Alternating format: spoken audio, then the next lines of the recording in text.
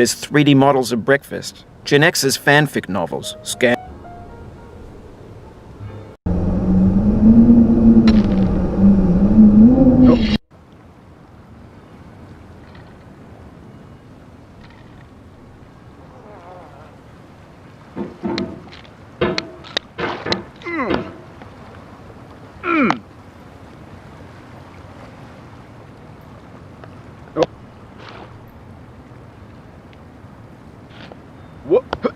There's no feeling more intense than starting over.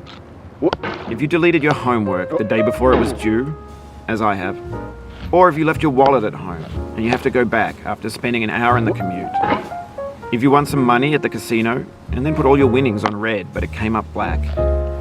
If you got your best shirt dry cleaned before a wedding and then immediately dropped food on it. If you won an argument with a friend and then later discovered that they just returned to their original view. Starting over is harder than starting up. If you're not ready for that, like if you've already had a bad day, then what you're about to go through might be too much.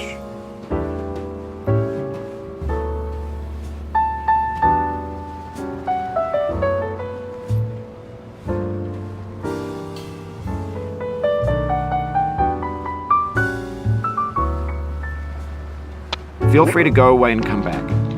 I'll be here. Alright, thanks for coming with me on this trip. I'll understand if you have to take a break at any point. Just find a safe place to stop and quit the game. Don't worry, I'll save your progress, always. Even your mistakes. This game is a homage to a free game that came out in 2002, titled Sexy Hiking. The author of that game was Jazzuo, a mysterious Czech designer who was known at the time as the father of B games. And B games are rough assemblages of found objects. Designers slap them together very quickly and freely, and they're often too rough and unfriendly to gain much of a following. They're built more for the joy of building them than as polished products. In a certain way, Sexy Hiking is the perfect embodiment of a B game. It's built almost entirely out of found and recycled parts, and it's one of the most unusual and unfriendly games of its time. In it, your task is simply to drag yourself up a mountain with a hammer. And that act of climbing, in the digital world or in real life, has certain essential properties that give the game its flavor. No amount of forward progress is guaranteed. Some cliffs are too sheer or too slippery, and the player is constantly, unremittingly in danger of falling and losing everything. Anyway, when you start Sexy Hiking, you're standing next to this dead tree that blocks the way to the entire rest of the game. It might take you an hour to get over that tree, and a lot of people never got past it. You prod and you poke at it, exploring the limits of your reach and your strength, trying to find a way up and over. And there's a sense of truth in that lack of compromise. Most obstacles in video game worlds are fake. You can be completely confident in your ability to get through them once you have the correct method or the correct equipment or just by spending enough time. In that sense, every pixelated obstacle in Sexy Hiking is real. The obstacles in Sexy Hiking are unyielding, and that makes the game uniquely frustrating. But I'm not sure Jazzuo intended to make a frustrating game. The frustration is just essential to the act of climbing, and it's authentic to the process of building a game about climbing. A funny thing happened to me as I was building this mountain. I'd have an idea for a new obstacle, and I'd build it, test it, and it would usually turn out to be unreasonably hard. But I couldn't bring myself to make it easier. It already felt like my inability to get past the new obstacle was my fault as a player rather than as a builder. Imaginary mountains build themselves from our efforts to climb them, and it's our repeated attempts to reach the summit that turns those mountains into something real. When you're building a video game world, you're building with ideas, and that can be like working with quickset cement. You mold your ideas into a certain shape that can be played with, and in the process of playing with them, they begin to harden and set until they're immutable, like rock. And at that point, you can't change the world, not without breaking it into pieces and starting fresh with new ideas. For years now, people have been predicting that games would soon be made out of prefabricated objects, bought in a store and assembled into a world. And for the most part, that hasn't happened, because the objects in the stores are trash. I don't mean they look bad or that they're badly made, although a lot of them are. I mean they're trash in the way that food becomes trash as soon as you put it in the sink. Things are made to be consumed and used in a certain context, and once the moment is gone, they transform into garbage. In the context of technology, those moments pass by in seconds.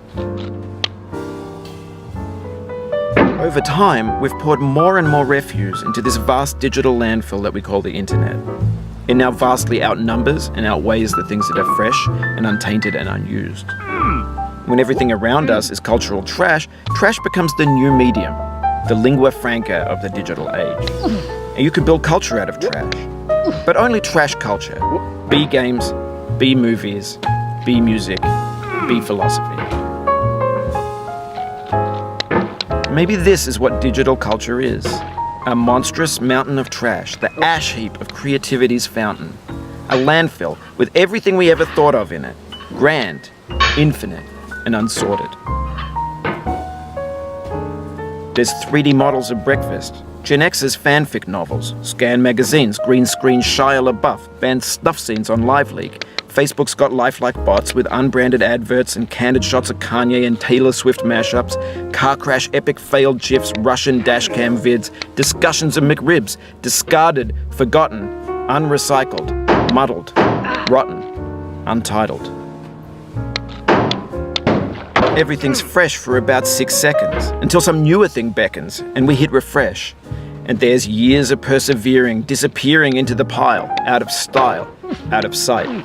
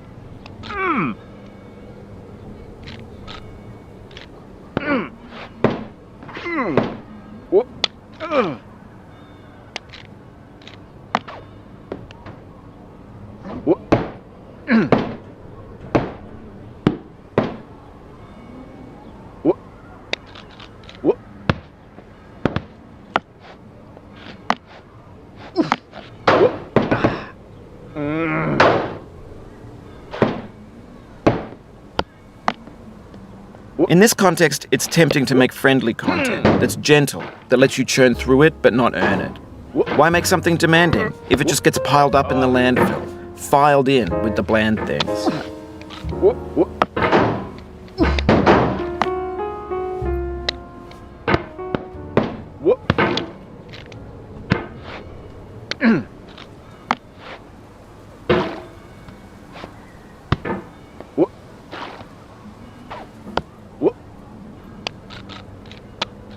Oh, you just lost a lot of progress. That's a deep frustration, a real punch in the gut.